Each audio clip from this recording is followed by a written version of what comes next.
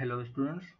तो आज हम एप्लीकेशन ऑफ डेरिवेटिव में एक नया टॉपिक स्टार्ट कर रहे हैं जिसका नाम है मोनोटोनिसिटी, है ना। तो इसका मतलब क्या होता है कि जैसे कोई एक फंक्शन है, वो फंक्शन इंक्रीजिंग है या डिक्रीजिंग उसको हम डिटरमाइन करते हैं इस प्रोसेस से, है ना। तो इसका इन जनरल टर्म में मतलब क्या होता है कि कोई फंक्शन इंक्रीजिंग है या फिर डिक्रीजिंग, है ना। तो अगर किसी भी फंक्शन का इंक्रीजिंगनेस और डिक्रीजिंगनेस पता करना है तो उसके लिए हम ये मोनोटोनिसिटी यूज करते हैं, और इसको हम किस तरीके से डेरिवेटिव के साथ रिलेट कर रहे हैं उस चीज को हमें देखना है, ठीक है। तो कोई भी फंक्शन इंक्रीजिंग होगा या डिक्रीजिंग होगा ये हम कैसे पता करेंगे, है ना। तो जैसे आपको मैं एक दो ग्राफ प्लॉट करते हैं, है ना, और इसके थ्रू आप समझने का ट्राई करो। एक ये ग्राफ है और एक ये ग्राफ है ना। तो फंक्शन के इंक्रीजिंग होने का मतलब क्या होता है कि अगर कोई फंक्शन इंक्रीजिंग है इसका मतलब उसकी वैल्यू इंक्रीज कर रही है ना। तो आप यहाँ पे देखो कि जैसे जैसे हम लेफ्ट से राइट की तरफ बढ़ रहे हैं, है ना, ये x है और इस तरफ x की वैल्यू क्या हो रही है, इंक्रीज हो रही है, और इस तरफ में x की वैल्यू डिक्रीज कर रही है ना। तो अगर हम लेफ्ट साइड से चलना स्टार्ट करें और जैसे जैसे हम राइट की तरफ बढ़ते जाएंगे तो जो y पे वैल्यू है वो y की वैल्यू क्या होनी चाहिए, इंक्रीज करनी चाहिए, है ना। जैसे इस पॉइंट पे इसकी कुछ वैल्यू यहाँ पे है कि नहीं। जैसे हमने x का पोजीशन चेंज किया, मान लो हम x यहाँ पे लिया, तो यहाँ पे देखो y की वैल्यू कितनी है, ये वाली है। तो पहले इनिशियल वैल्यू ये थी, अब ये वैल्यू है। वैसे ही जब हम x की वैल्यू को और चेंज करेंगे तो y की वैल्यू देखो और चेंज हो रही है ना। तो इसका मतलब इस वाले ग्राफ में जैसे जैसे आप x की वैल्यू लेफ्ट से राइट की तरफ मूव करोगे, जो y की वैल्यू है वो डाउन से अप की तरफ मूव करेगा, है कि नहीं। तो इसको हम क्या बोलेंगे, इंक्रीजिंग फंक्शन, है ना। यानी इसमें वैल्यू क्या हो रही है, इंक्रीज कर रही है ना। तो इंक्रीजिंग का सेंस आपको समझ में आ रहा होगा। वैसे ही इस वाले पार्ट में देखते हैं, यहाँ पे अगर हम फिर से लेफ्ट से राइट की तरफ मूव करें तो जब x की वैल्यू यहाँ पे थी तो हमारे पास कुछ फंक्शन यहाँ था, और जब हमने x की वैल्यू चेंज करके यहाँ पे पहुंच गए तो y की वैल्यू देखो यहाँ से लेके यहाँ तक ड्रॉप आ गया, है ना। तो ये फंक्शन क्या कहलाएगा, डिक्रीजिंग फंक्शन, है ना। लेकिन हमें ये चीज ध्यान रखना है कि ये सिर्फ हमें दो पॉइंट पे ही चेक नहीं करना है कि नहीं। यहाँ पे इस पर्टिकुलर केस में हमने ये पॉइंट और ये पॉइंट चेक करके निकाल लिया, है ना। जैसे अगर मैं एक और ग्राफ यहाँ पे प्लॉट करूं इस टाइप का, तो अगर मैं यहाँ पे कोई दो पॉइंट लेता हूँ तो यहाँ पे देखो इनिशियल वैल्यू ज्यादा थी, बाद में वैल्यू कम हो गई, तो क्या हम इसको डिक्रीजिंग फंक्शन बोल देंगे, है ना। और अगर आप थोड़ा सा और आगे बढ़ो तो यहाँ पे अगर आप कोई दो x चूज करते हो तो देखो यहाँ पे वैल्यू क्या हो रही है, इंक्रीज कर रही है ना।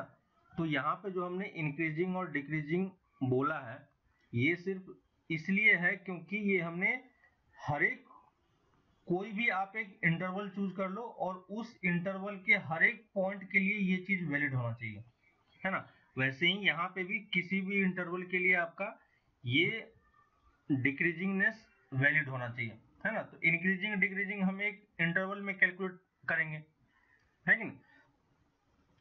तो ये बेसिक डेफिनेशन है इंक्रीजिंग और डिक्रीजिंग होने का, क्लियर है। इसके बाद जो मोनोटोनिसिटी होती है वो एक्चुअली में दो टाइप से डिफाइन होता है, ठीक है। तो उसको स्टार्ट करने से पहले हम एक बार एक थ्योरम देख लेते हैं जिसे हम बोल रहे हैं मीन वैल्यू थ्योरम, ठीक है। तो एक बार हम ये मीन वैल्यू थ्योरम देख लेते हैं कि ये क्या है, क्योंकि हमें इसका यूज आने वाला है, मीन वैल्यू थ्योरम, ठीक है। तो इस थ्योरम में क्या बोल रहा है कि डेफिनेशन इसका कुछ इस तरीके से है कि जो भी हमारा एक फंक्शन हमने चूज किया उस फंक्शन को हम एक पर्टिकुलर इंटरवल में, है ना, ये फंक्शन की बात हो रही है, तो इस फंक्शन को हम कोई भी जनरल फंक्शन नहीं ले लेंगे, हम ऐसा फंक्शन चूज करेंगे जो कि कंटिन्यूअस हो, ठीक है। और वो कंटिन्यूअस किसके बीच में होना चाहिए, ए से बी क्लोज्ड इंटरवल के बीच में। तो हमने एक इंटरवल ए से बी डिफाइन किया, उस इंटरवल के बीच में ये फंक्शन क्या है, कंटिन्यूअस है। और इसी ए से बी ओपन ब्रैकेट में ये फंक्शन क्या होना चाहिए, डिफरेंशिएबल भी होना चाहिए। ठीक है, तो मीन वैल्यू थ्योरम बोलता है कि अगर हमारे पास कोई एक ऐसा फंक्शन है जो कंटिन्यूअस भी है और डिफरेंशिएबल भी है इस पर्टिकुलर इंटरवल में, है ना। अब इसको हम एक बार ग्राफ से समझने का ट्राई करते हैं कि ये हमारे पास एक्स एक्सिस और वाई एक्सिस है ना। हमने यहाँ पे दो इंटरवल चूज किया है, एक ए और एक बी, है ना। तो ये इन दोनों पॉइंट के बीच में फंक्शन हमारा क्या होना चाहिए, कंटिन्यूअस होना चाहिए और डिफरेंशिएबल होना चाहिए। कंटिन्यूअस आपको याद हो कि इस दो इंटरवल में अगर हम किसी पॉइंट से स्टार्ट करें तो हमारा कर्व कहीं पे ब्रेक नहीं होना चाहिए, याद होगा। और डिफरेंशिएबिलिटी क्या चेक करता है, डिफरेंशिएबिलिटी चेक करता है कि फंक्शन हमेशा स्मूथ है ना। तो हम किसी भी टाइप का एक कर्व ए से बी के बीच में ड्रॉ कर लेते हैं। ठीक है, तो मान लिया कि हमारे पास एक फंक्शन है जो कुछ इस टाइप का है ना। तो ये फंक्शन स्मूथ भी है और शार्प एज भी नहीं है, जिसका मतलब ये फंक्शन कंटिन्यूअस और डिफरेंशिएबल है। क्लियर है, तो हम इसी टाइप के फंक्शन में ये मीन वैल्यू थ्योरम यूज करते हैं। क्लियर, तो अब देखो कि ये थ्योरम बोलता है कि अगर ऐसा कोई सिचुएशन आपके पास है और ये मान लो y equal to f x एक फंक्शन है, ठीक है। तो अगर आपसे कोई बोले कि इस पॉइंट का कोऑर्डिनेट कितना होगा, तो x कोऑर्डिनेट कितना है a और y कोऑर्डिनेट कितना हो जाएगा, तो यहाँ पे y कोऑर्डिनेट हम f ऑफ a लिख सकते हैं। वैसे ही इसका x कोऑर्डिनेट कितना है, x कोऑर्डिनेट b है और इसके कॉरस्पॉन्डिंग y कोऑर्डिनेट कितना हो जाएगा, f ऑफ b, है ना। तो अब देखो अगर हम इस दोनों पॉइंट को ज्वाइन करते हैं तो एक लाइन फॉर्म होगा, इस लाइन का क्या हम स्लोप निकाल सकते हैं, है ना। आपको ये लाइन दिख रहा होगा, तो क्या हम इस लाइन का स्लोप निकाल सकते हैं, हमें इन दोनों पॉइंट के कोऑर्डिनेट्स पता है तो इस लाइन का स्लोप लिखना इजी है। तो इस लाइन का हम स्लोप क्या लिखेंगे, F of B minus F of A divided by B minus A, है ना, simple y2 minus y1 bye x2 minus x1। अब ये थ्योरम बोलता है कि अगर आपके पास ऐसा कंटिन्यूअस और डिफरेंशिएबल फंक्शन a से b के बीच में है और अगर आप एंड पॉइंट को ज्वाइन कर देते हो, ठीक है, तो इस एंड पॉइंट के बीच में एक कहीं ना कहीं आपके पास ऐसा c जरूर होगा। ठीक है, इस a और b के बीच में एक पॉइंट c आपको ऐसा जरूर मिलेगा जहां पे अब अगर आप डेरिवेटिव कैलकुलेट करते हो तो वो डेरिवेटिव जस्ट इसी स्लोप के इक्वल आएगा। क्लियर है, तो जैसे हमने यहाँ पे एक पॉइंट C चूज किया और इसी पॉइंट पे आप स्लोप लिखोगे तो देखो ये स्लोप और ये इस लाइन का स्लोप दोनों क्या है, सेम है ना। तो ये थ्योरम क्या बोल रहा है कि there exist a C between A and B, है ना। तो ये हमारा हो गया स्लोप।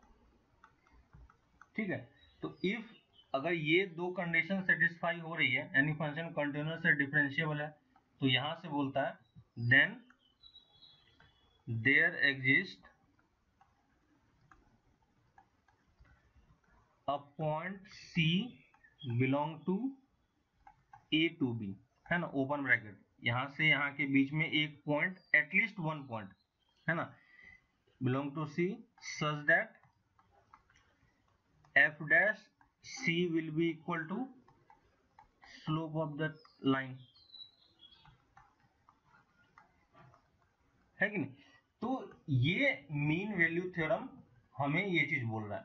ठीक है, मैक्सिमम टाइम पे जो प्रूफ वाले क्वेश्चन होते हैं कि कोई function mean value theorem satisfy कर रहा है नहीं कर रहा है, उस टाइप के क्वेश्चन बनते हैं, है ना। प्रीवियस एक्सरसाइज में आप इस एक्सरसाइज 5.8 में आप इस टाइप के क्वेश्चन देख पाओगे कैसे हमें प्रूफ करना होता है ना। तो जब भी आप प्रूफ करने के लिए देखोगे तो सबसे पहले आपको ये दो कंडीशन चेक करनी है कि ये दो कंडीशन सेटिस्फाई होना चाहिए, फंक्शन कंटिन्यूअस और डिफरेंशिएबल होना चाहिए। उसके बाद हमें एक पॉइंट C ऐसा खोजना होता है जिसका डेरिवेटिव इसके स्लोप के इक्वल हो। ठीक है, इसी का एक स्पेशल केस भी होता है ना, उसे हम क्या बोलते हैं, इसी का एक स्पेशल केस है, बस उसको देख लेते हैं, बाकी आप ऑलरेडी ये सब कुछ कर चुके हो। जिसे हम बोलते हैं रोल्स थ्योरम, है ना। तो रोल्स थ्योरम इसी का बस एक एक्सटेंशन है। ये क्या बोल रहा है कि मान लो कि हमारे पास फिर से वही चीज कि फंक्शन हमारा ए से बी टू आर तक डिफाइंड है, दो सेट, है ना। और इस इंटरवल में फंक्शन हमारा क्या है, कंटिन्यूअस है, continuous in A to B close and differentiable in A to B open, है ना। और इसके साथ उसने एक और कंडीशन यूज किया, f of A equal to F of B, है ना। तो जब आप रोल्स थ्योरम करोगे तो रोल्स थ्योरम में आपको ये तीन कंडीशन चेक करनी पड़ेगी, क्लियर है। तो उसने बोला कि अगर आपके पास ऐसा कोई इस टाइप का कोई फंक्शन है ना, जो ये तीन कंडीशन सेटिस्फाई कर रहा है, तो है ना, इसको ग्राफ के थ्रू आप देख लो एक बार। ऐसा है, यहाँ पे हमारे पास ए है और ये बी है, हमें एंड पॉइंट को वैल्यू सेम रखनी है ना। तो हमने देखो दोनों को सेम रखा है, और इसके बीच में आप मान लो कि हमने ये कर्व प्लॉट कर दिया, ठीक है। किसी भी टाइप का कंटिन्यूअस और डिफरेंशियल कर्व आप प्लॉट कर दो, और थर्ड कंडीशन को आप सेटिस्फाई कर दो, है ना।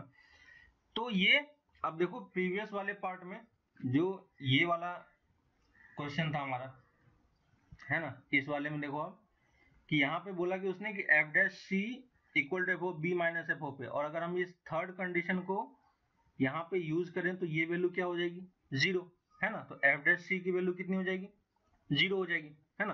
तो ये बस उसी का एक स्पेशल केस है। तो इसने बोला कि हमें ए से बी के बीच में एक ऐसा पॉइंट सी जरूर मिलेगा जहां पे स्लोप क्या हो जाएगा, जीरो हो जाएगा, है ना। तो there exist a point C belong to A to B such that f dash C equal to zero, है ना। तो बस आपको ये चीज ध्यान रखना है, बाकी और कुछ भी नहीं है, ठीक है। तो ये दो थ्योरम है, इसमें से हम बस ये वाला थ्योरम अभी यूज करेंगे, मीन वैल्यू थ्योरम, है ना। मीन वैल्यू थ्योरम पे हम अभी काम करेंगे। इसी को यूज करके हम इंक्रीजिंग और डिक्रीजिंगनेस चेक करेंगे किसी भी फंक्शन का, ठीक है। तो अब आ जाते हैं अपने ओरिजिनल क्वेश्चन पे, मोनोटोनिसिटी वाला, ठीक है। तो कोई भी फंक्शन मोनोटोनिक होगा या नहीं होगा, इसका कैसे चेक करेंगे, है ना। तो मोनोटोनिक मतलब क्या होता है, आपको समझ में आ रहा होगा, मोनोटोनिसिटी, है ना। तो इसको हम यहाँ पे दो पार्ट में डिवाइड करते हैं, ठीक है। एक होता है इंक्रीजिंग, है ना। अगर हम यहाँ पे मोनोटोनिक इंक्रीजिंग की बात करें, या दोनों कर लेते हैं, इंक्रीजिंग, या तो फंक्शन इंक्रीजिंग होगा और डिक्रीजिंग होगा, है ना। और या नहीं तो यहाँ पे हम एक वर्ड यूज करते हैं, स्ट्रिक्टली इंक्रीजिंग और स्ट्रिक्टली डिक्रीजिंग, है ना। तो यहाँ पे दो टाइप के वर्ड यूज होते हैं, या तो फंक्शन हमारा इंक्रीजिंग होगा, है ना, या स्ट्रिक्टली इंक्रीजिंग होगा, या डिक्रीजिंग होगा, या फिर स्ट्रिक्टली डिक्रीजिंग होगा, क्लियर है। तो दोनों टाइप में डिफरेंस क्या होता है, हम एक बार उसको समझेंगे, है ना। लेकिन उससे पहले हम किसी भी फंक्शन के, कोई भी फंक्शन इंक्रीजिंग है या डिक्रीजिंग है, वो हम कैसे चेक करते हैं, तो एक बार हम उसको देख लेते हैं, ठीक है। तो कोई भी फंक्शन इंक्रीजिंग होगा या डिक्रीजिंग होगा, ये हम कैसे चेक करेंगे। तो जस्ट अभी हमने देखा था कि मान लो हमारे पास कोई एक फंक्शन है जो इस तरीके से मूव कर रहा है कि नहीं। और यहाँ पे अगर हम कोई दो पॉइंट चूज कर लें, x1 और x2, ठीक है। तो इसके कॉरस्पॉन्डिंग हमें यहाँ पे दो वैल्यू मिलेगी, y की वैल्यू f ऑफ x1 और f ऑफ x2, है ना। तो अगर हम बोल रहे हैं if x2 is greater than x1, है ना। तो अगर x2 x1 से ज्यादा हो तो हमें इसके कॉरस्पॉन्डिंग जो y की वैल्यू है वो भी क्या होना चाहिए, ज्यादा होना चाहिए, है ना। तो if x2 is greater than x1 this imply f of x2 है ना, या तो वो ग्रेटर देन हो सकता है या नहीं भी हो सकता है। तो अभी हम ये केस लेके चल रहे हैं f of x2 is greater than f of x1, clear. और यहाँ पे हम एक इक्वल टू का साइन यहाँ पे हम यूज करके चल रहे हैं, ठीक है। तो ये अगर कंडीशन सेटिस्फाई होती है तो इस वाले फंक्शन को हम क्या बोलेंगे, इंक्रीजिंग फंक्शन, है कि नहीं। तो ये क्या हो जाएगा, इंक्रीजिंग फंक्शन, है ना। इस इक्वलिटी का क्या मतलब है, क्यों हम यहाँ पे यूज कर रहे हैं और क्यों हम इसको इंक्रीजिंग फंक्शन बोल रहे हैं, स्ट्रिक्टली इंक्रीजिंग नहीं बोल रहे हैं, वो हम आगे अभी देखेंगे, ठीक है। तो अभी के लिए बस आप ये देख लो कि अगर x2 ग्रेटर देन x1 हो तो f ऑफ x2 और f of x1, f of x2 भी अगर f ऑफ x1 से ज्यादा होता है तो फंक्शन क्या हो रहा है, इंक्रीज हो रहा है ना। और ये x2 x1 कौन सा वैल्यू है, ये सब एक जनरल वैल्यू है ना। अगर आप इस फंक्शन का जो डोमेन होगा, ये जो फंक्शन है हमारे पास, इस फंक्शन के डोमेन में हम कहीं भी x2 और x1 को चूज कर सकते हैं, क्लियर है। तो इस टाइप के फंक्शन को हम क्या बोलेंगे, इंक्रीजिंग फंक्शन। वैसे ही अगर हमें डिक्रीजिंग फंक्शन डिफाइन करना हो तो सेम वही चीज है, फिर से हम ये लिया और यहाँ पे हम फिर से दो पॉइंट चूज करेंगे, x1 और x2। तो फिर से हमने यहाँ पे x1 लिया और यहाँ पे x2 लिया, क्लियर है। और इसके कॉरस्पॉन्डिंग हमें फिर से यहाँ पे कुछ ना कुछ वैल्यू मिलेगी। तो ये f ऑफ x2 हो गया और ये f ऑफ x1 हो गया। तो यहाँ पे अगर हम फिर से डेफिनेशन लिखें, if x2 greater than x1, तो ये क्या इंप्लाइज करेगा, f ऑफ x1 की वैल्यू क्या होना चाहिए, greater than equal to f of x2, clear है। तो अगर ऐसा कुछ सिचुएशन आता है तो इस सिचुएशन को हम क्या बोलेंगे, डिक्रीजिंग फंक्शन, ठीक है। तो इंक्रीजिंग और डिक्रीजिंग फंक्शन का डेफिनेशन आपको अच्छे तरीके से क्लियर हो रहा होगा, है ना। हम कोई सा भी दो पॉइंट चूज करते हैं और उसके कॉरस्पॉन्डिंग जो वैल्यूज होती है वो वैल्यू क्या हो रहा है उसके बेसिस पे हम इंक्रीजिंग और डिक्रीजिंग डिफाइन कर रहे हैं, क्लियर है। अब देखो कि इसी चीज को अगर हम अपने मीन वैल्यू थ्योरम यहाँ पे अगर थोड़ा सा हम यूज करें, ठीक है। तो देखो अभी जस्ट हमने इंक्रीजिंग फंक्शन किया था कि इंक्रीजिंग फंक्शन का डेफिनेशन क्या होगा, if x2 is greater than x1 this implies f of x2 greater than equal to f of x1, है ना। और यहाँ पे इस चीज को हम क्या बोलेंगे, इंक्रीजिंग फंक्शन, ठीक है। अब देखो अब यहाँ पे अगर मैं इसको इस तरफ लेके आ जाता हूँ तो ये क्या हो जाएगा, f of x2 minus f of x1 greater than equal to 0। इसको अगर इस तरफ लेके आ जाए तो x2 माइनस x1 क्या हो जाएगा, ग्रेटर देन 0। दोनों पॉजिटिव क्वांटिटी है तो दोनों को हम डिवाइड भी कर सकते हैं। तो f of x2 minus f of x1 by x2 minus x1, ये वैल्यू भी क्या होगी, ग्रेटर देन 0, है ना। और यही वैल्यू किसके इक्वल होगी, याद होगा आपको जस्ट मीन वैल्यू थ्योरम में किया था। अगर हम x2 और x1 दो पॉइंट एंड पॉइंट चूज कर लें, है ना, अगर हम x1 और x2 दो पॉइंट चूज कर ले और इसके बीच में एक कर्व हो, ठीक है। तो इस कर्व के बीच में हमें एक point, in general point x ऐसा जरूर मिलेगा जहां पे ये वैल्यू क्या होगी, एफ डैश सी के इक्वल होगी, है ना। तो इसी चीज को हम क्या बोल सकते हैं, एफ डैश एक्स भी बोल सकते हैं। एक्स हम एक जनरल पॉइंट x1 और x2 के बीच में ले रहे हैं, है ना। तो यही एफ डैश एक्स की वैल्यू क्या हो जाएगी, greater than equal to 0, clear है। तो हम यहाँ पे ये करने का मतलब ये था कि हम इस चीज को डेरिवेटिव के टर्म्स में समझ रहे हैं, है ना। dy by D x greater than equal to 0 है कि नहीं। तो अगर हम इसी को थोड़ा सा अच्छे तरीके से लिखें तो अगर हमें कोई भी फंक्शन दिया हुआ है ना, अगर y equal to f x एक फंक्शन दिया हुआ है और हमें चेक करना है कि ये इंक्रीजिंग है या डिक्रीजिंग है, तो हमें सिंपली क्या चेक करना है, इसके डेरिवेटिव को चेक करना है कि नहीं। तो हम यहाँ पे क्या लिखेंगे, if f dash x is greater than equal to 0 then function क्या होगा, this implies y equal to f x is increasing, है ना। और इसी चीज को हम दूसरे डिक्रीजिंग के लिए भी प्रूव कर सकते हैं। एफ डैश एक्स की वैल्यू अगर लेस देन इक्वल टू 0 होगी तो y equal to f x function क्या होगा, इज डिक्रीजिंग। क्लियर है। तो हमारा मेन पर्पस भी यही था कि हम किसी तरीके से अपने जो ओरिजिनल वाला क्वेश्चन था डेरिवेटिव के टर्म्स में, है ना, तो हम किसी भी तरीके से मोनोटोनिसिटी को डेरिवेटिव से रिलेट कर सकें, है ना।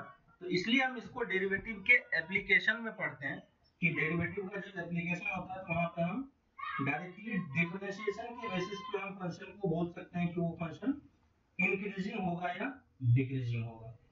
क्लियर है। तो ये एक बेसिक डेफिनेशन है इंक्रीजिंग और डिक्रीजिंग चेक करने का, है ना। तो फर्स्ट अप्रोच हमने देखा था कि रेट ऑफ चेंज में कैसे डेरिवेटिव यूज होता है, और ये सेकंड कंडीशन है कि हम डेरिवेटिव को फंक्शन के इंक्रीजिंग और डिक्रीजिंग होने के लिए भी यूज कर सकते हैं। ठीक है। अब आते हैं अपने ओरिजिनल क्वेश्चन पे कि स्ट्रिक्टली इंक्रीजिंग और इंक्रीजिंग में क्या डिफरेंस होगा और डिक्रीजिंग और स्ट्रिक्टली डिक्रीजिंग में क्या डिफरेंस होगा। ठीक है। तो देखो इस चीज को समझने का हमारे पास दो तरीके हैं। फर्स्ट मेथड है कि हम इसको इस तरीके से समझें कि मान लो हमारे पास ये ग्राफ है, ठीक है, मैं यहाँ पे दो ग्राफ प्लॉट कर रहा हूँ और आप इन दोनों ग्राफ को देख के बताओ कि क्या ये दोनों ग्राफ इंक्रीजिंग है या डिक्रीजिंग है।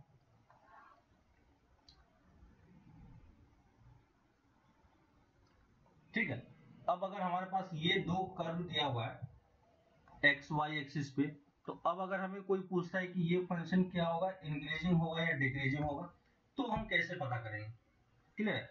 तो देखो इस वाले पार्ट में तो हमें दिख रहा है कि फंक्शन इन जनरल जो हमारे पास डेफिनेशन था उसके भी हिसाब से जैसे जैसे हम x इंक्रीज कर रहे हैं y की वैल्यू भी क्या हो रही है, इंक्रीज हो रही है। यहाँ पे भी क्या है, x जैसे जैसे इंक्रीज हो रहा है y की वैल्यू भी इंक्रीज हो रही है ना। कुछ मोमेंट के लिए, कुछ टाइम के लिए यहाँ पे वैल्यू सेम रहा था, लेकिन ओवरऑल वैल्यू क्या हो रही है, इंक्रीज ही हो रही है। क्लियर है। तो यही दो बेसिक डिफरेंस होता है इंक्रीजिंग और डिक्रीजिंग में, है ना। यहाँ पे जो हमने डेफिनेशन लिखा था यहाँ पे हमने इक्वल टू का भी सिंबल यूज किया हुआ है। ठीक है। यहाँ पे देखो हमने ग्रेटर देन इक्वल टू लिखा है। इक्वल टू मतलब कि एफ डैश की वैल्यू 0 की इक्वल भी हो सकती है। क्लियर है। तो यहाँ पे देखो इस वाले पार्ट में डेरिवेटिव क्या हो जाएगा, 0 हो जाएगा। यानी इस वाले पार्ट में क्या होगा कि जो हमारा फंक्शन है वो क्या होगा, उस फंक्शन का स्लोप 0 होगा, है ना। लेकिन हम इस वाले केस में डेरिवेटिव कैलकुलेट नहीं कर पाएंगे क्योंकि फंक्शन डिफरेंशिएबल नहीं है ना। तो इसको हम क्या लिखते हैं, हॉरिजॉन्टल लाइन, है ना।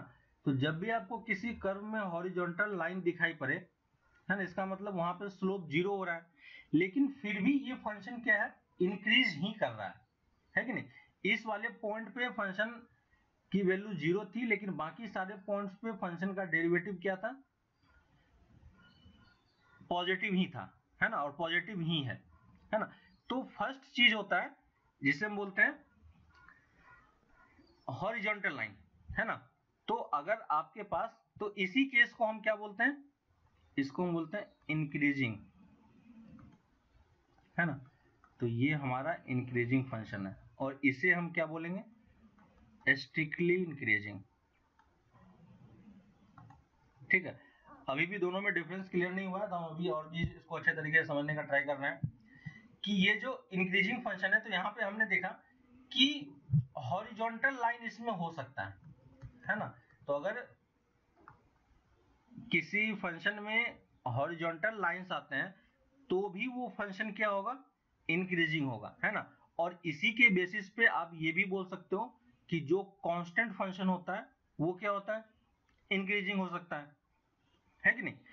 तो ये फर्स्ट पॉइंट था। दूसरी चीज यहाँ पे देखो कि अगर आपको याद हो कि कोई भी जैसे एक्स क्यूब का कर्व होता है ना, ये चीज हमने पहले किया था, याद होगा आपको कि जब हम एक्स क्यूब का कर्व प्लॉट करते हैं तो वो कुछ इस टाइप का होता है कि नहीं। और अभी अगर कोई आपसे ये पूछता है कि आप ये बताओ कि क्या ये कर्व इंक्रीजिंग है या डिक्रीजिंग है, तो ये कर्व अपने आप में क्या है, इंक्रीजिंग है, क्योंकि जैसे जैसे हमारा x इंक्रीज कर रहा है y की वैल्यू भी क्या हो रही है, इंक्रीज कर रही है ना। तो x इंक्रीज करेगा तो y भी इंक्रीज करेगा। ये हम किस कर्व की बात कर रहे हैं, y equal to x cube की। अब अगर हम इस कर्व को डिफरेंशिएट करें, है कि नहीं, तो डिफरेंशिएट करेंगे तो y डैश हमारा क्या होना चाहिए था, और y डैश की वैल्यू क्या आनी चाहिए थी, पॉजिटिव आनी चाहिए थी, है कि नहीं। तो देखो यहाँ पे इस फंक्शन में यहाँ तक तो कोई प्रॉब्लम नहीं है ना, इस वाले पार्ट से यहाँ तक कोई प्रॉब्लम नहीं है, यहाँ से आगे वाले पार्ट पे कोई प्रॉब्लम नहीं है। ये जो जीरो वाला पॉइंट है, इस पॉइंट पे अगर हम फंक्शन को डिफरेंशिएट करेंगे, तो इस फंक्शन को एक बार आप डिफरेंशिएट करो, तो dy बाई dx की वैल्यू किसके इक्वल होगी, 3x², और एट x इक्वल टू 0 ये वैल्यू किसकी इक्वल हो जाएगी, 0, एट x इक्वल टू 0, यानी x इक्वल टू 0 पे इस फंक्शन का स्लोप कितना है, 0 है कि नहीं। तो अब बताओ कि हमने यहाँ पे देखा था कि यहाँ पे भी स्लोप क्या हो रहा है, यहाँ पे भी स्लोप क्या है, 0 के इक्वल ही है कि नहीं। ये स्लोप भी क्या है, 0 के इक्वल ही है, यहाँ पे भी स्लोप क्या है, 0 के इक्वल ही है। तो हम इसे स्ट्रिक्टली इंक्रीजिंग बोलेंगे या सिर्फ इंक्रीजिंग बोलेंगे, क्वेश्चन आपको क्लियर हो रहा है ना। तो यही चीज हमें पहचानने की जरूरत है। तो इस टाइप के पॉइंट्स को हम कौन सा पॉइंट्स बोलते हैं, स्टेशनरी पॉइंट, है ना। ये पॉइंट्स क्या होता है, ये पॉइंट्स चेंज नहीं होता है ना, ये पॉइंट्स हमेशा उसी पॉइंट पे फिक्स्ड है, क्लियर है। तो अगर आप इसको इस तरीके से समझोगे कि जैसे हमारे पास ये कर्व है, जस्ट हमने अभी ड्रॉ किया था, है ना, इस टाइप से, और एक ये कर्व हमने ले लिया, ठीक है। यहाँ पे भी हम इस टाइप का ही कर्व ले रहे हैं, ठीक है, इस टाइप का हमने कर्व लिया यहाँ पे। तो अब देखो इस वाले पॉइंट पे यहाँ पे अगर आप डिफरेंशिएशन करोगे, है ना, क्योंकि इस वाले पार्ट में हम डिफरेंशिएट कर सकते हैं, और यहाँ पे जब स्लोप क्रिएट करोगे आप, तो यहाँ पे भी क्या आएगा, डेरिवेटिव 0 आ जाएगा, है ना। तो इस वाले पॉइंट को हम क्या बोल रहे हैं, स्टेशनरी पॉइंट भी बोल रहे हैं, है ना। और ये वाला पॉइंट हमारा क्या है, हॉरिजॉन्टल लाइन है कि नहीं। इस वाले पॉइंट में सिर्फ क्या है, स्टेशनरी पॉइंट है, ठीक है ना, यहाँ पे कहीं भी हॉरिजॉन्टल लाइन नहीं होगा, ठीक है। तो यही बेसिक डिफरेंस होता है। जब भी हमारे पास इंक्रीजिंग फंक्शन हो, तो इंक्रीजिंग फंक्शन में क्या क्या हो सकता है, हॉरिजॉन्टल लाइन भी आ सकते हैं, है ना। तो हॉरिजॉन्टल लाइन का मतलब क्या हो गया, एक पर्टिकुलर इंटरवल में स्लोप 0 है ना। तो यहाँ पे भी स्लोप क्या है, 0 है, लेकिन एक पर्टिकुलर इंटरवल में, है ना। यहाँ से देखो इस पूरे इंटरवल में स्लोप 0 हो रहा है, तो इन इंटरवल, है ना। लेकिन दूसरा जो पॉइंट है स्टेशनरी पॉइंट, वो क्या हो सकता है, स्टेशनरी पॉइंट पे क्या होता है, यहाँ पे भी स्लोप क्या होता है, 0 ही होता है, लेकिन सिर्फ क्या होता है ना, इस वाले पॉइंट पे भी स्लोप क्या है, स्लोप 0 है, लेकिन ये स्लोप क्या है, कहां पे 0 है, एट अ पॉइंट, है कि नहीं। तो सिर्फ एक पॉइंट पे स्लोप 0 हो रहा है, क्लियर है। तो अगर किसी कर्व में इस टाइप के दोनों चीजें होती है तो उसको हम क्या बोलेंगे, इंक्रीजिंग फंक्शन, है ना। लेकिन अगर किसी कर्व में सिर्फ स्टेशनरी पॉइंट होता है ना, इसको हम क्या बोलेंगे, स्ट्रिक्टली इंक्रीजिंग, है ना। और जब स्ट्रिक्टली इंक्रीजिंग होगा तो यहाँ पे हम एफ डैश एक्स क्या लिखते हैं, ग्रेटर देन 0, क्लियर है। और इस वाले पार्ट में है इंक्रीजिंग में हम क्या लिखते हैं, ग्रेटर देन इक्वल टू 0, है ना। क्योंकि कुछ इंटरवल में आपका ये फंक्शन 0 होगा, ठीक है। यहाँ पे सिर्फ कुछ पॉइंट्स पे 0 होगा, ठीक है। तो ये चीज हमें यहाँ पे ध्यान रखना है कि अगर किसी फंक्शन में किसी इंटरवल में finite number of stationary point है, ठीक है। अगर finite number of stationary point है फंक्शन हमारा इस टाइप का हो सकता है जहां पे वो कुछ कुछ पॉइंट्स पे फंक्शन की वैल्यू क्या दे रही होगी, जीरो दे रहा होगा, है ना। तो फाइनाइट पॉइंट पे फंक्शन अगर फंक्शन में अगर कहीं पे स्टेशनरी पॉइंट है ना, तो अगर किसी फाइनाइट पॉइंट पे स्टेशनरी पॉइंट है लेकिन तो भी हम उस फंक्शन को क्या बोलेंगे, स्ट्रिक्टली इंक्रीजिंग बोल रहे हैं, है ना। फंक्शन में किसी पॉइंट पे डेरिवेटिव जीरो हो सकता है, क्लियर है कि नहीं। तो किसी फाइनाइट नंबर ऑफ पॉइंट्स पे अगर तुम्हें डेरिवेटिव जीरो मिल रहा है तो भी उसको हम क्या बोलेंगे, स्ट्रिक्टली इंक्रीजिंग पॉइंट ही बोलेंगे। लेकिन अगर कहीं पे हमें इस टाइप का हॉरिजॉन्टल लाइन मिल रहा हो, है ना, और स्टेशनरी पॉइंट हो भी सकता है नहीं भी हो सकता है, लेकिन इस टाइप का हॉरिजॉन्टल लाइन मिल रहा हो तो उस वाले पार्ट को हम क्या बोलेंगे, इंक्रीजिंग फंक्शन बोल रहे हैं, है ना। और सेम चीज वैलिड होता है स्ट्रिक्टली डिक्रीजिंग और डिक्रीजिंग के लिए भी, क्लियर है। तो आपको भी ये दो चीज अच्छे तरीके से क्लियर हो रहा होगा कि हम इसको स्ट्रिक्टली इंक्रीजिंग बोलेंगे या स्ट्रिक्टली डिक्रीजिंग बोलेंगे और कहाँ पे इंक्रीजिंग डिक्रीजिंग वर्ड यूज करेंगे, है ना। तो जैसे अभी एग्जांपल के थ्रू जस्ट अभी हमने किया था y equal to x cube वाले पार्ट में, है ना। तो अगर y equal to x cube है तो इस वाले फंक्शन में अगर हम y डैश कैलकुलेट करें तो y डैश कितना होगा, 3x स्क्वायर, है कि नहीं। और 3x स्क्वायर ऑलवेज पॉजिटिव होता है, तो y डैश की वैल्यू क्या होगी, ऑलवेज ग्रेटर देन जीरो होगी, है ना।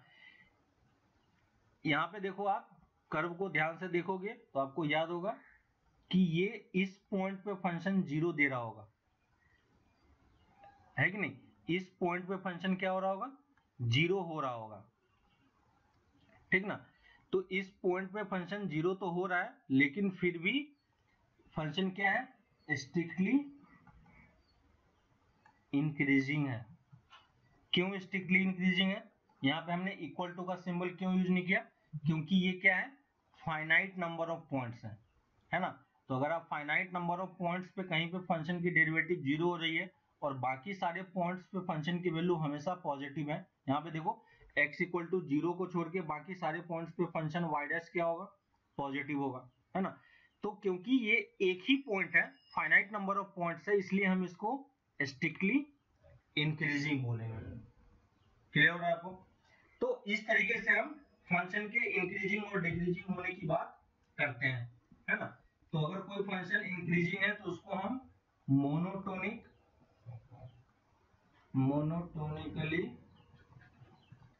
इंक्रीजिंग फंक्शन भी बोलते हैं, है ना। ये वर्ड यूज होता है, और मोनोटोनिकली डिक्रीजिंग फंक्शन भी बोलते हैं, है ना। तो अब देखिए यहाँ पे कौन सा वर्ड यूज हुआ है और किस तरीके से वो चीज कैलकुलेट हो रहा है ना। क्वेश्चंस में जनरली आपके पास कुछ पर्टिकुलर इंटरवल में वो पूछेगा कि ये किस इंटरवल में इंक्रीजिंग है और किस इंटरवल में डिक्रीजिंग है ना।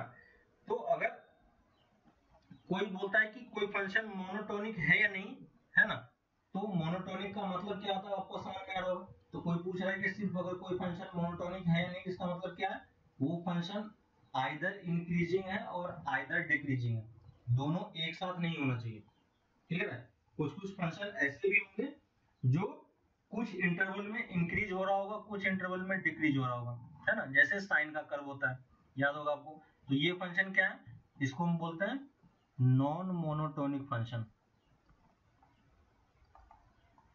है ना।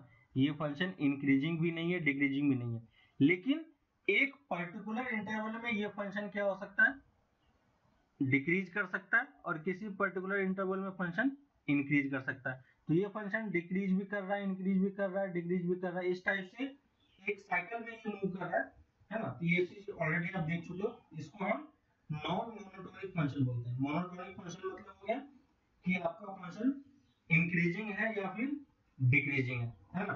तो कहाँ पे आपको इक्वल टू का साइन यूज करना है और कहाँ पे आपको इक्वल टू का साइन यूज नहीं करना, वो आपको समझ में आ रहा होगा डेरिवेटिव में। अगर हमारे पास एक पॉइंट है बस, एफ एक्स इक्वल टू कुछ कांस्टेंट है हमारे पास, है ना, तो इस फंक्शन को हम क्या बोलेंगे, इंक्रीजिंग फंक्शन बोलेंगे और या डिक्रीजिंग फंक्शन बोलेंगे। जैसे इस टाइप का वाई एक्स एक्सिस है और ये कर्व है, तो ये फंक्शन क्या होगा, इंक्रीजिंग और डिक्रीजिंग, है ना। तो बेसिक डेफिनेशन पे आप जाओगे तो ये फंक्शन क्या है, इंक्रीजिंग भी है एज वेल एज डिक्रीजिंग भी है ना। तो ये फंक्शन इंक्रीजिंग और डिक्रीजिंग दोनों में काउंट हो रहा है, क्योंकि हमारा डेफिनेशन ही उस टाइप का है ना, इक्वल टू का साइन यूज किया था। यहाँ पे देखो एक पर्टिकुलर इंटरवल में ये फंक्शन क्या हो रहा है, स्लोप इसका 0 हो रहा है ना। तो ये फंक्शन का एक पर्टिकुलर इंटरवल में 0, इसलिए फंक्शन को आप इंक्रीजिंग भी बोल सकते हो, डिक्रीजिंग भी बोल सकते हो। लेकिन हम यहाँ पे स्ट्रिक्टली वर्ड का यूज नहीं कर पाएंगे, है ना। तो ये आपको यहाँ पे ये समझ में आ रहा होगा, यहाँ पे हम स्ट्रिक्टली वर्ड यूज नहीं कर रहे हैं, ठीक है। अगर कोई फंक्शन स्ट्रिक्टली इंक्रीजिंग है तो क्या वो फंक्शन इंक्रीजिंग होगा? अगर कोई फंक्शन स्ट्रिक्टली इंक्रीजिंग है तो क्या वो फंक्शन इंक्रीजिंग होगा? ऑब्वियसली होगा, है ना। लेकिन इसका कन्वर्स ट्रू नहीं हो सकता। अगर इंक्रीजिंग फंक्शन है तो इसका मतलब ये नहीं कि वो स्ट्रिक्टली इंक्रीजिंग होगा, क्लियर है। वैसे ही स्ट्रिक्टली डिक्रीजिंग फंक्शन हो तो इसका मतलब बाय डिफॉल्ट वो क्या होगा, डिक्रीजिंग फंक्शन कंक्लूड कर सकते हो। लेकिन इसका जो रिवर्स वाला पार्ट है ना, ये वाला पार्ट रिवर्स, अगर कोई फंक्शन डिक्रीजिंग है या इंक्रीजिंग है तो उसको हम स्ट्रिक्टली इंक्रीजिंग या डिक्रीजिंग नहीं बोल पाएंगे, है ना। तो ये वाला पार्ट क्या होता है, फॉल्स होता है, ठीक है। तो इसी चीज को हम क्या बोलेंगे, रिवर्स, है ना। और converse is not true, converse is not true, ठीक है। तो ये कुछ बेसिक सी चीजें हैं, आप क्वेश्चन ट्राई करो, आपको चीजें आसान लगेगी, कुछ भी टफ नहीं है। कौन से इंटरवल में कैसे यूज करना होता है ना। वेगी कर्व यूज करना आपको आता है, किसी फंक्शन कौन सा इंटरवल कैलकुलेट करना आता है, ट्रिग्नोमेट्री आप कर चुके हो, है ना। तो वो सारे क्वेश्चंस आपको यहाँ पे करने को मिलेंगे। बस आप ये ध्यान रखना कि कहाँ पे वो स्ट्रिक्टली इंक्रीजिंग की बात बोल रहा है और कहाँ पे स्ट्रिक्टली डिक्रीजिंग की बात बोल रहा है, क्लियर। तो ये सब कुछ है इंक्रीजिंग और डिक्रीजिंग के बारे में, ठीक है। तो डेरिवेटिव को यूज करके आप फंक्शन को इंक्रीजिंग और डिक्रीजिंग भी चेक कर सकते हो कि वो फंक्शन इंक्रीजिंग है या डिक्रीजिंग है किसी पर्टिकुलर इंटरवल में, ठीक है। यहाँ पे आने के बाद आप क्वेश्चन को सॉल्व कर पाओगे। एनसीईआरटी का एक्सरसाइज 6.2 है ना, लास्ट क्लास में हमने 6.1 किया था। तो यहाँ पे आप एक्सरसाइज 6.2 के क्वेश्चंस कर पाओगे इजीली, ठीक है। तो आप एक्सरसाइज 6.2 के कुछ क्वेश्चंस हैं, वो सारे क्वेश्चंस आप ट्राई कर पाओगे, है ना। 15-20 क्वेश्चन है। तो यहाँ से आगे आप एक्सरसाइज 6.2 कंप्लीट करो, ठीक है। एक बार एनसीईआरटी कंप्लीट हो जाता है तो उसके बाद मैं और असाइनमेंट आपको दे दूंगा, यहाँ पे आप इसको और सारे क्वेश्चंस कर पाओगे अच्छे तरीके से, ठीक है। तो ये आप क्वेश्चंस ट्राई करो, है ना। होगा आपको ये इंक्रीजिंग डिक्रीजिंग समझ में आ गया हो, कहाँ पे स्ट्रिक्टली वर्ड यूज हो रहा है, कहाँ पे नहीं हो रहा है ना। तो एनसीईआरटी में अच्छे क्वेश्चंस हैं, वो आप ट्राई करो, उसके बाद हम इसको आगे कंटिन्यू करेंगे, ठीक है। तो फिर मिलते हैं नेक्स्ट क्लास में, ओके, बाय।